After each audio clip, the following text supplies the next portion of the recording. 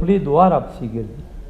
محمد علي قریشي وویل چې که شعر داسې شي په هر ځای چې د خطرو نه یم وتلی دا د مور خوږې دواړه پسې ګرځي.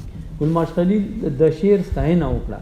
اختر حسین ننګیال وویل چې ښه شعر دی او په خپل ځای ښه دی، ستاینه یې کوم.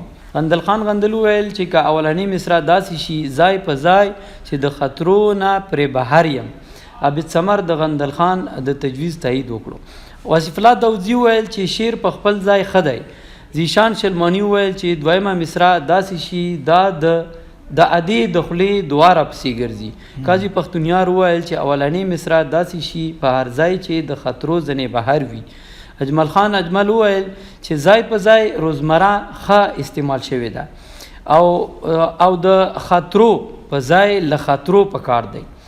نور شعر ښه دی، ستاینه یې کوم. عباسین یوسفزي وویل چې شعر په خپل ځای صحیح دی او شاعر په دې کې کامیاب دی، ستاینه یې کوم. صدر محفل وویل چې د عباسین یوسفزي د خبرو تایید کوم او د شعر ستاینه کوم. دویم شعر چې د مخ رنګ یې په بله را لواړو د غربت توره بلا را پسې ګرځي. محمد علي قریشي وویل چې که شعر داسې شي ښه به شي چې یې مخ رانه په بله واړولو دا غربت توره بلا را پسې ګرځي. ګلماش خلیل وویل چې ښه شعر دی. اجمل خان وویل چې ړومبی مصرع داسې بازاري غوندې لګي، شاعر لا په ړومبي مصرع نظرثاني پکار ده. اندل خان وویل چې ښه شعر دی، ستاینه یې کوم. قاضي پښتونیار وویل چې ړومبی مصرع لږه نرمه او روانه شي نو ښه به شي. عابد ثمر وویل چې په ړومبی مصرع کې لږه سکته شته دی. واصف الله داودزي وویل چې په ړومبی مصرع کې د مخ سره سپین پکارو چې د لاندینې مصرع سره تشبیه برابر شي او په ټول غزل کې دا شعر بیت الغزل دی، ستاینه یې کوم. عباسین یوسفزي وویل چې د ملګرو د تجویزونو په رڼا کې شعر داسې شي نو ښه به شي چې د مخ رنګ یې را لواړو په بله، یا که داسې شي چې سپین رنګ یې را لواړو په بله. عباسین یوسفزي وویل چې شعر ښه دی. صدر محفل هم د عباسین یوسفزي د خبرې تایید وکړو. دریم شعر ما طرف ته چې یې ګوته ونیوله په ژړا شوه ویلې دا را پسې ګرځي. محمد علي قریشي وویل چې په ټول غزل کې بیت الغزل شعر دی، ستاینه یې کوم. ګلماش خلیل هم د محمد علي قریشي د خبرې تایید وکړو. اختر حسین ننګیال وویل چې په دویمه مصرع کې کوم لفظ دا راغلی دی نو دا لفظ مؤنث دی، نور ښه شعر دی. مندل خان وویل چې که دویمه مصرع داسې شي په ژړا شوه ویلې بیا را پسې ګرځي. عابد ثمر د شعر ستاینه وکړه. واصف الله داودزي وویل چې که دویمه مصرع داسې شي په ژړا شوه مورې دا را پسې ګرځي.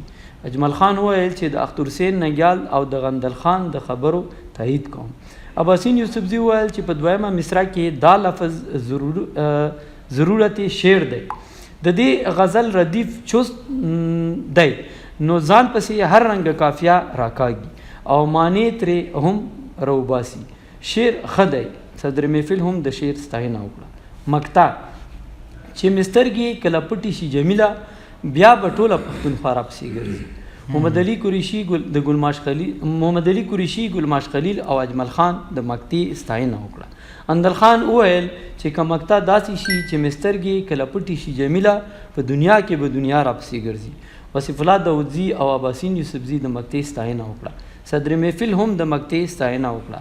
په آخر کې صدر محفل غزل معیاري وګرځولو، ورپسې یوه آزاده مشاعره وشوه چې په مشاعره او غونډه کې د ذکر شوو ملګرو نه علاوه دغو ملګرو هم برخه واخیسته.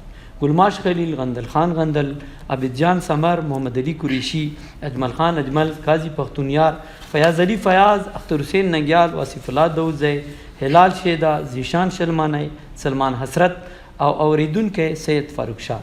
د ایجنډې تر مخه د پوهنتون ادبي ستوري پاس پښتونخوا روانه هفتواره غونډه به په کال 2023 د نومبر د میاشتې په 3 نیټه د جمعې په ورځ ماسپښین 3 بجې په اکادمي ادبیات دفتر فیس 5 حیات آباد کې کیږي چې عباسین یوسفزی به په سرخط د خوشحال خان بابا په شاعري کې ننګ او غیرت باندې درس ورکوي.